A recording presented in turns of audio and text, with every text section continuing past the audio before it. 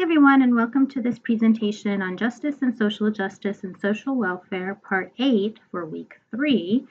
And again, the same citation for the chapter in the book that we are covering in this series. So finally, we get to John Rawls and his theory of redistributive justice. I covered this slide in the video on Wakefield that was part 6 for this week, but let me just refresh our memories and then also discuss it with Rawls's theory in mind versus Wakefield's use of the theory. Okay, so there's freedom, equal opportunity, and the difference principle. The freedom principle is that people are free to do whatever they want as long as it does not interfere with the freedom of others to do what they want.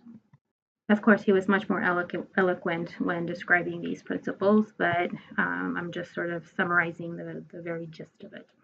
Okay, equal opportunity. If everyone has access to the same resources, privileges, etc., then any social or economic inequalities that exist cannot be blamed on the unequal access or structures of society. And then the difference principle is that given these first two principles, an unequal society is acceptable as long as the system functions to benefit the least privileged. For Rawls, the most important of these was freedom. And then in terms of equal opportunity, the idea is that everyone has equal access to the advantageous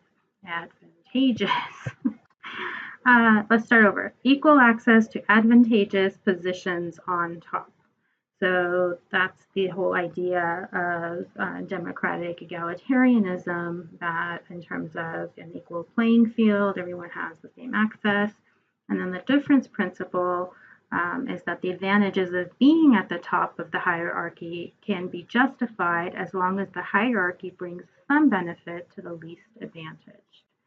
So in terms of how this would work, he outlined specific branches or functions of government that would allow for these three principles.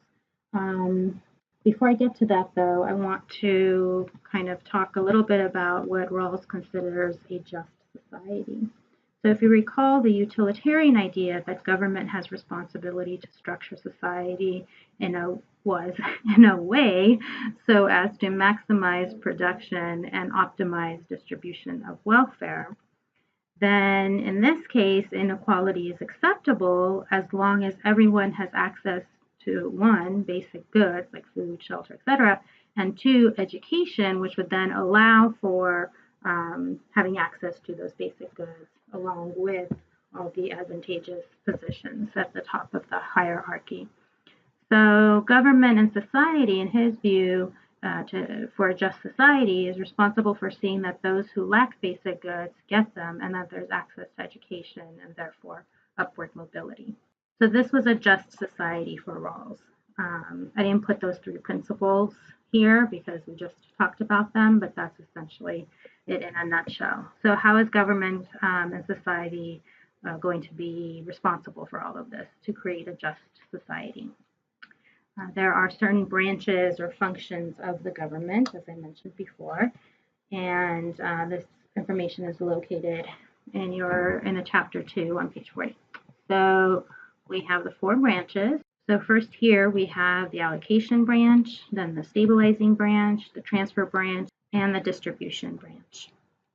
In terms of allocation, this keeps capitalistic system efficient via taxes and subsidies to produce goods. Stabilizing branch ensures employment so that there is demand for those goods that are being created by the capitalistic system. The transfer branch secures a minimum of basic goods for each person. So this is the idea that everybody is entitled to basic goods. And then the distribution branch adjusts the dynamics of the market to correct for accumulation of wealth and power in one place. So how's this all going to happen? So this is kind of like a thought exercise that he came up with in terms of the veil of ignorance and using this veil to create a just society. I know in the past this has been a little bit confusing for students, so I hope you don't mind me using animation to show this veil of ignorance in action. So again, remember, this is sort of a thought exercise in how to create a just society. Oh, I just said that. Okay. So imagine you have a group of people and they're stranded on an island and they have to come up with the rules and the system of and the structures of this new society. So the idea here is that their mission is to create a just society. How are they going to do that? Well, as the chapter notes, as supporters of competitive, free, and open society, they would agree to a mini-max consensus that guarantees basic rights. What does that mean?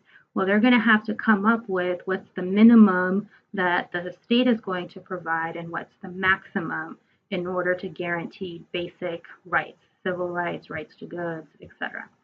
So in this thought exercise, he said that everybody would start with a veil of ignorance, meaning that they would not know or be able to guess or predict what position they would hold in this society. So with this imaginary veil, each person has to decide on the basic goods to which a member of society is entitled, for example. And they do this not knowing whether they're going to be the recipients of aid or whether they're going to be on the top of the hierarchy. So because of this, because everyone is coming from a place of self-interest without knowing what position they will hold, the decisions about entitlement to basic goods, etc., will therefore be just. So based on the above, an unequal society is acceptable if after all these decisions are made, some people are on the bottom, then that's acceptable because everybody made these decisions together without knowing who was going to be on the top and who was going to be on the bottom. So his theory is basically of a just society is a kind of a welfare state where there's entitlement to basic goods, but within a capitalist framework. Okay, so that's the end of Rawls of part 8. Next up, we have part 9. Pluto, number 9. We'll never forget you. And that's it. So sources of images. Thank you for watching, and make sure you pop over to part 9. Thanks, bye.